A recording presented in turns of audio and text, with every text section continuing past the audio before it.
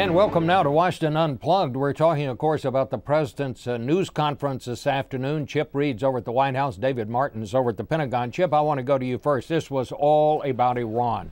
The president tried to say it several times during the news conference that he hadn't ratcheted up the rhetoric, but the fact of the matter is I think most people would say that he did, because he said, we are appalled and we condemn this action. Not only did he step up the rhetoric, it seemed to me, Chip, but he also, this was done on camera, unlike the written statements that he put out over the weekend. So why did the president decide now is the time to ratchet it up? Well, I think, there are a lot of reports out there comparing him to Jimmy Carter rather than Ronald Reagan, and that's one thing they don't need here at the White House. You've got Republicans accusing him of being timid and weak, and of course he would deny that that's the reason he did this.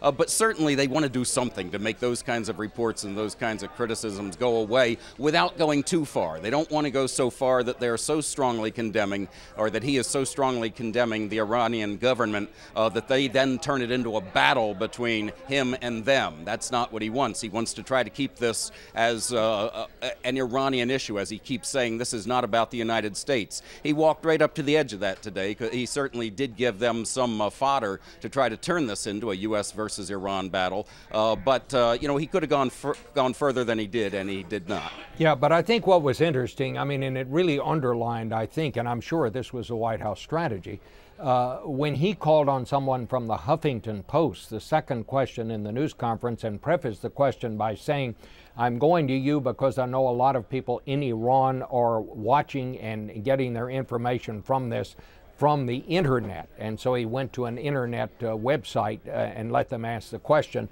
And the question, I believe, that the website reporter asked was, well, when will you deal with the Iranian government? Here's part of that exchange.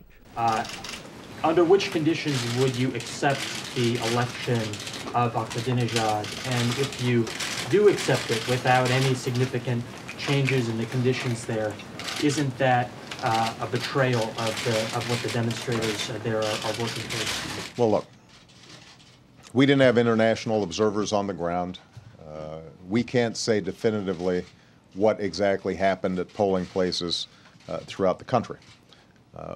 What we know is that a sizable percentage of the Iranian people themselves, spanning Iranian society, consider this election illegitimate.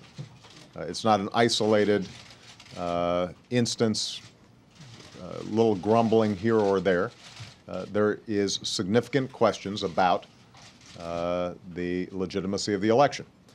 And so ultimately, the most important thing for the Iranian government to consider is legitimacy in the eyes of its own people, not. So there you have it, the president's answer, which he said he was trying to get to the people in Iran because he knew they were listening or watching or checking on these websites, and that's how they were getting their information. David Martin, when we talk about what could the president do, the fact of the matter is our options are very limited on how we can influence events there, are they not? Well, almost anything that the U.S. tried to do would probably make matters worse, because it would be seen, and probably rightly so, as meddling. And the fact is that the core interest here of the United States is not who wins this election.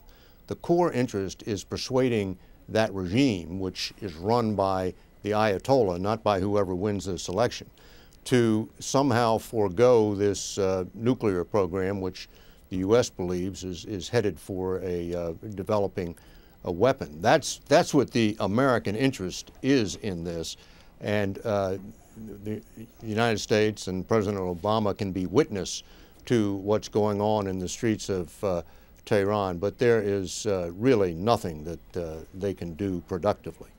All right, David. Well, thank you very much for that perspective. We're going to try something new today. If you have got questions or comments to share, you can send me a tweet at twitter.com, Bob Schieffer. We will also be monitoring our chat room on our CBS News channel on stream. Hopefully, we will have time to get some of those questions from you. And I'm told one is coming in right now, and I'm going to ask, tell me what it is.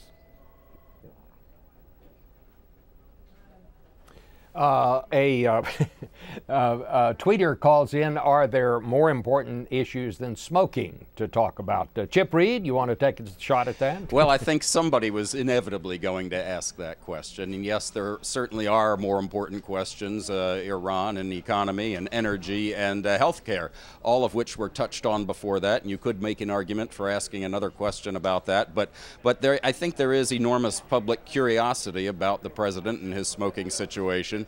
It's just one of those questions that kind of sneaks in there at the end of a press conference, and he actually gave the clearest answer he's given yet. Yes. Making clear that he has smoked since he arrived in the White House. They've been a bit evasive about it until this point, but has made very clear he doesn't do it in the White House or around his family. I think that is. I think you're exactly right about that, because it's the one question they don't like to talk about. I have to tell you, as someone who once was a heavy smoker and had a very difficult time, I quit in 1974, knowing just how tough it is.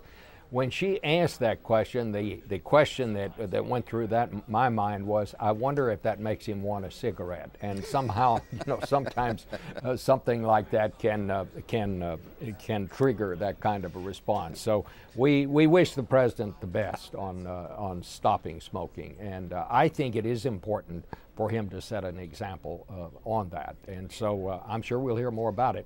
Yeah, and Bob, I can assure you that at some point people are going to be asking him the question when we get into the health plan and the wellness programs. People are going to be asking him, why do you go out and order cheeseburgers with French fries every time you go out when you're telling kids what they ought to be eating to avoid obesity? So. All right, well, we're going to leave that to others to handle that part of it. We do want to bring you up to date on another really awful story that took place in Washington yesterday.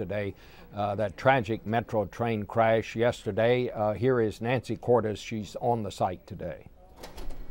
NTSB investigators are here on the scene. They have been here overnight, even as rescue crews continue their gruesome task. In fact, about 5:30 this morning, DC firefighters managed to bring a crane in so they could begin to pull apart one of the most heavily damaged train cars, which had essentially become compressed to about a third of its former size. And the mayor of DC said this morning that that is where they are finding the worst carnage, and that is why they expect that the death toll will very likely rise. Now, the NTSB says it will be able to get good information from 9 data recorders on the train that was struck. The cars on that train were newer. They were equipped with more up-to-date equipment. However, the train that did the striking was comprised of some of the oldest cars in Metro's fleet. So the NTSB is concerned that they won't get very good data from that train. They won't be able to tell, for example, exactly how fast the train was going when it slammed into the train in front of it. But passengers tell us they felt no braking whatsoever. The only sign they knew that something was happening was when they smashed into that train, and when the first 2 cars of their train actually went up into the air, splintered apart, and came to rest on top of the other train. Nancy Cordes, CBS News, Washington. All right, and thanks to you for watching Washington Unplugged. We'll keep you updated on that story, of course. And don't forget the CBS Evening News tonight for the latest perspectives on the President's news conference today. Washington Unplugged, I'm Bob Schieffer.